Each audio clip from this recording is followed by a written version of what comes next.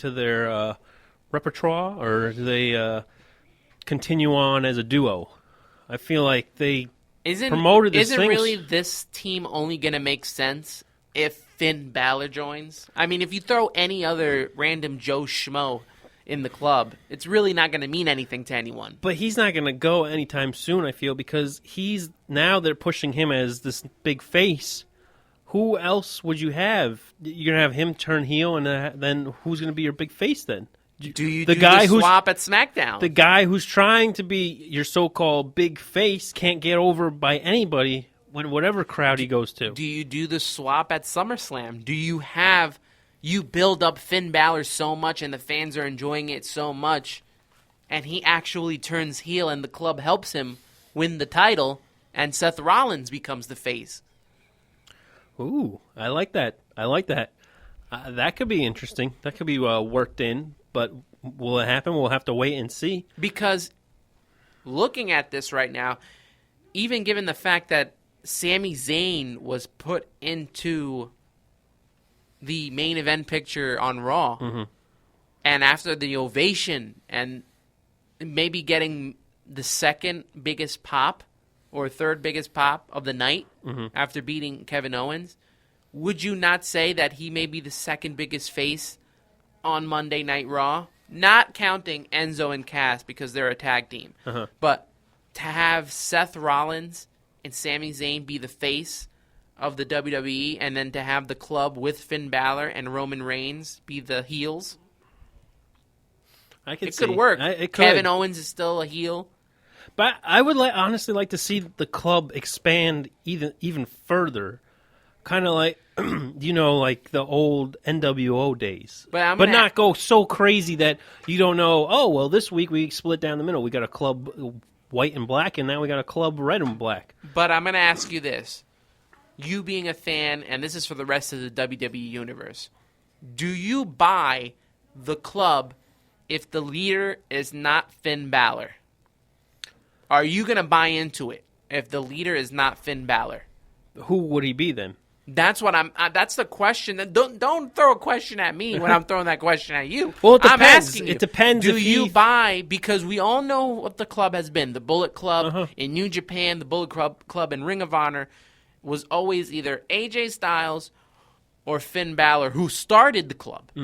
So if Finn Balor is not the leader and they have someone else be the leader, some other veteran of the WWE or someone new comes in to be the leader of the club, do you buy it or do you not, because Finn Balor is not the leader who should be the leader? Well, I think eventually you could, if you wanted to get crazy, which I could sit here for hours on end and throw storylines at you, you can make it go, well, have him still as the face, and have somebody else be like, oh, well, I'm the club leader, and then have them go up against Balor and say, well, I was the original club member, and then you could have just months and months and months of storyline. You can go that way. I just don't.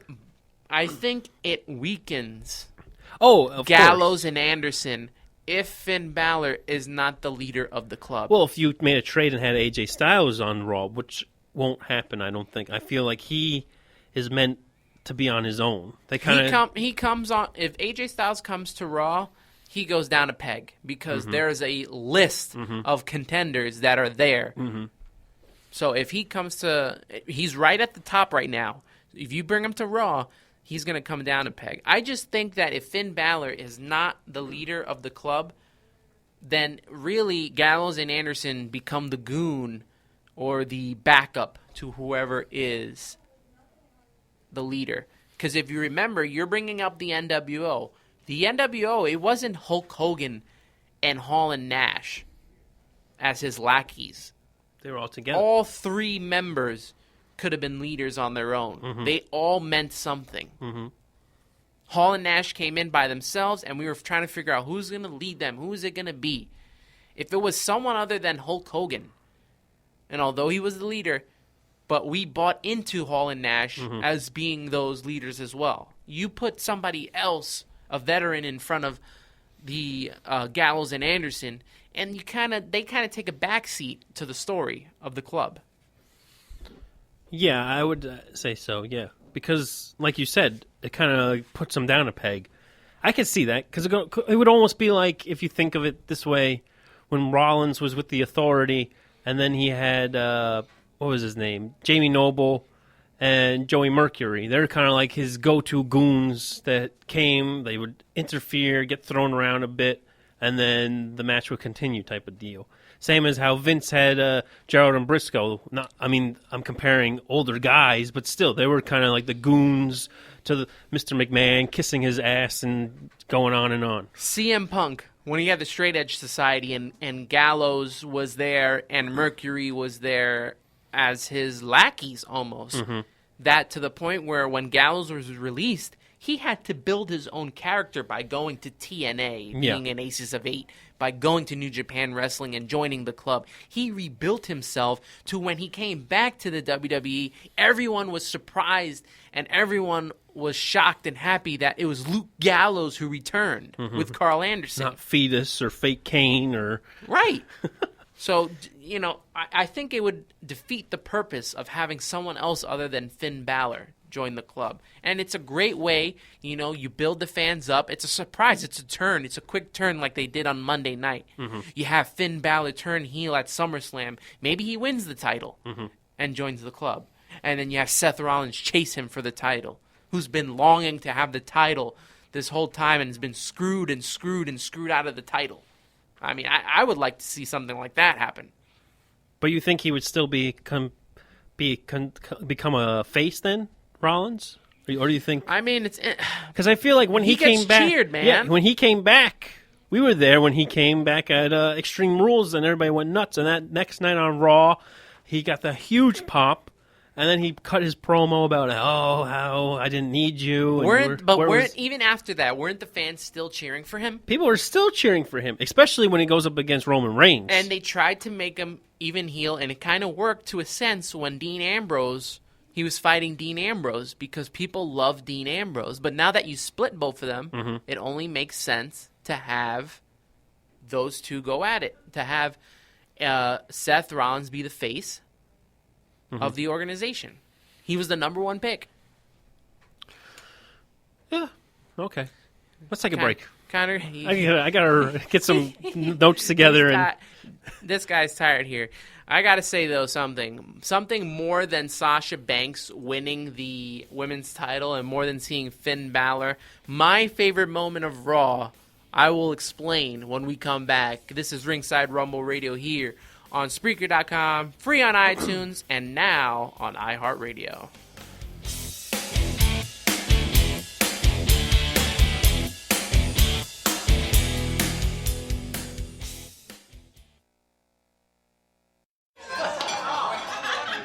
Isn't this dinner party wonderful? Jeanette and Bill did so much planning, and the house looks great. Well, it was almost canceled. Did you hear that Bill was really sick with the flu 2 weeks ago? No, I had no idea. I've been so busy at work. But my coworker's toddler was in the hospital with flu, too. Is Bill okay? It was pretty serious and aggravated his asthma. Bill got sick quickly with a high fever. Fortunately, Jeanette got him to the doctor right away. The doctor said it was flu and prescribed a medication that helped him get back on his feet. I didn't know flu was so serious until I heard Bill say he felt like he'd been hit by a truck. He missed a big meeting at work. Well, thank goodness Jeanette had gotten her flu shot. Because, she's expecting. What? Oh, man. I guess that was another thing you guys didn't know either. A message from the Department of Health and Human Services.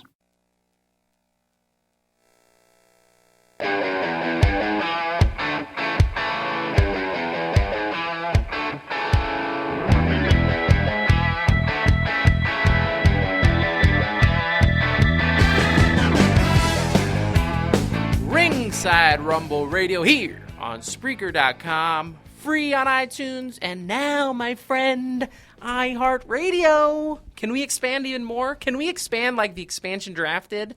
We can try. I mean, there's other platforms out there that are looking for new content. Why not have Ringside Rumble Radio on their platforms? Why not? Yes, my friend. Something even bigger than Sasha Banks winning the world title, the women's title, something bigger than Finn Balor winning and becoming the number one contender to fight Seth Rollins for the Universal Championship at SummerSlam. What's that then? The biggest thing to happen on Monday Night Raw. Do you want a and drum I'm roll? pulling the suspense. Please, drum roll, please. The return of the Jobbers on Monday Night Raw. We got to see it with Nia Jax. We got to see it with Braun Strowman. That guy who jobbed to Braun Strowman, can we bring him back every week? His facial expressions and just the way that he got tossed around by Braun Strowman. Please bring him back. It was like you said, it was like the Attitude Era. Well, no, this goes past the Attitude Era. I know, Era. but it just reminds me of like a Monday Night Raw filler type deal. Like you had I don't know, like Meat come out to wrestle some no name and just manhandle him. Oh my goodness, I love it. I love bringing the Jobbers back. I mean, it fills time, and it's just fun to see these guys get destroyed. We haven't seen this in such a long time. I wonder if they're gonna have Strowman though face a few Jobbers for a couple weeks just to build up his monster type character. Now that he's on his own. I would. And then see from there who he will get into a feud with. Because when he first came, they were praising this guy like he's like Vince is so high on this guy, so maybe we'll build him up and maybe eventually get him in a singles feud with somebody. Because now he's not with the Wyatt family. He had his own theme music when he came out there, and Titantron when he came out that night. So it'll be interesting to see. And I like his new look with the hair. So, man, just seeing those Jobbers come back, man, it brings back memories. I enjoyed it. But equally enjoyed SmackDown as well, as the SmackDown Live went on yesterday for a very interesting show as Shane McMahon and we ushered in the age of Shane McMahon and Daniel Bryan. I like how they open the show with the two of them in the back, and they start talking, and then the camera follows them out the curtain, and then they go to the walking down the ramp towards the ring, and you see them like doing the whole yes and everything. I thought that was pretty cool. It was like different because usually it wasn't like your usual Raw or SmackDown. They're in the ring and everyone else is on the... They actually made it about the wrestlers because if you think about it, Stephanie and Mick Foley were in the ring while the wrestlers were in the ramp. But the wrestlers were in the ring this time. And then Dean Ambrose and Shane McMahon came out. And it was refreshing not to have the opening segment, a 20-minute ramble about how we're going to screw this person over and how we're going to screw that person over. It was nice that it was different, and it was kind of like, all right, new regime, new face. Here we go. You guys, you're going to be in this match. This guy's going to be in this match. Well, instead of having two fatal four-ways and then a main event between the two winners of the fatal four-ways, we got a six-pack challenge to determine the number one contender for Dean Ambrose's World Heavyweight Championship. But I thought it was cool as the sixth entrant. They're like, and we're not going to announce it. Everybody is entitled to this entrant, so we're going to have a battle royal as the first match. But the one thing I didn't like is how Kane lasted so long at the end. I mean, they're talking about this new era and how they're trying to get the newer superstars over. But I'm glad Apollo Crews was in towards the end. Did you see that botch, though, by... he won. He won, yeah. But did you see the botch by Zack Ryder, how he almost fell off the ramp? But they were so quick to cover that. The announcer like, oh, well, when you get sweaty, these ropes are very slippery. I think JBL made that point, and I'm glad they kind of like covered themselves. It wasn't just like dead air, or they kind of like, oh, well, let's talk about a feud from 3 years ago. Boy, at that point, if you just fall out of the ring, that should just be it. Like, even if it's not supposed to happen, if you make that mistake, you definitely don't deserve to win. But Apollo Crews won the Battle Royal, went on to the six-pack challenge to face John Cena, AJ Styles, Bray Wyatt, even the Lone Wolf got in there as well. Baron Corbin got in there, and Dolph Ziggler. And to the surprise of everyone, just like on Monday Night Raw when they surprised us with Finn Balor, Dolph Ziggler wins. He's back in the title picture. He's the number one contender. And it's going to be what a